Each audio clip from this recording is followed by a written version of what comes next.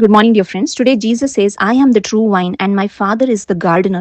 He cuts off every branch in me that bears no fruit, while every branch that does bear fruit, He prunes it so that it will be even more fruitful. And Jesus says, remain in me as I also remain in you. Today, Jesus is giving us all a personal invitation to stay with Him, to abide in Him, just like how a branch, when it is connected to the vine, it can stay nourished, it can give fruits. Same way, we are the branches today. And only when we are connected to the true vine is Jesus. Only when we are connected to Jesus can we bear fruits in our life, because we live in a world where there is constant distraction, where we will be constantly pulled away from the Lord Jesus. But Jesus says that you need to be connected to me, and only when you dwell with me, when you remain in me, when you abide in me, that is keeping our hearts and minds rooted in His word. Only through His word we can bear fruit. Only if we are connected to His word, only if we receive His word, we hear His word, can our faith develop in Jesus. And Jesus wants all of us to bear fruit. The Father wants each of us to bear good fruits in our life,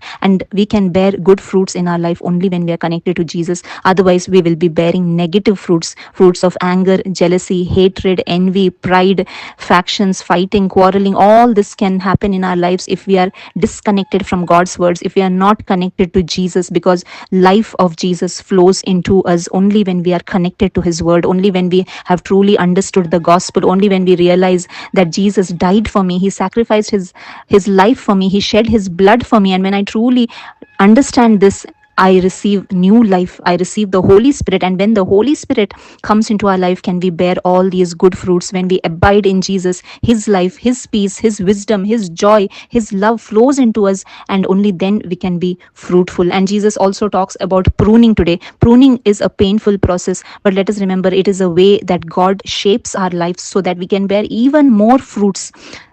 So sometimes we may be in the season of pruning, but let us remember not to be discouraged. It is a meaning that God is drawing closer to us. He's cutting off everything that is hindering our growth. He may remove all the obstacles. He's removing maybe certain people from our lives, which is preventing from growing us. And He calls us into deeper dependence into Him. And we see Jesus says, this is to my Father's glory that you bear much fruit, showing yourselves to be my disciples.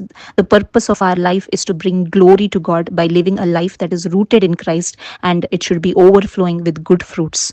Today, let us live our lives marked by love, courage, compassion, grace, and all this can come only if we stay close to Jesus, only if we abide in Him, if we remain in Him. Thank you. God bless you.